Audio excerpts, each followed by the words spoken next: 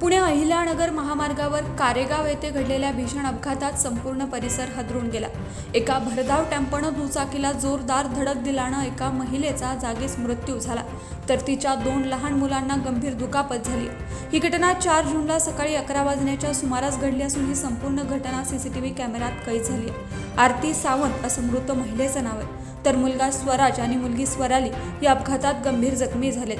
आरती सावंत आपल्या 2 मुलांसह दुचाकीवरून शिरूरच्या दिशेने जात असताना अपघात घडला। अपघात इतका भीषण होता की टेम्पोची धडक लागताच आरती सावंत यांचा जागीच मृत्यू झाला, तर त्यांच्यासोबत असलेली 2 मुलं काही अंतरावर फेकली गेली।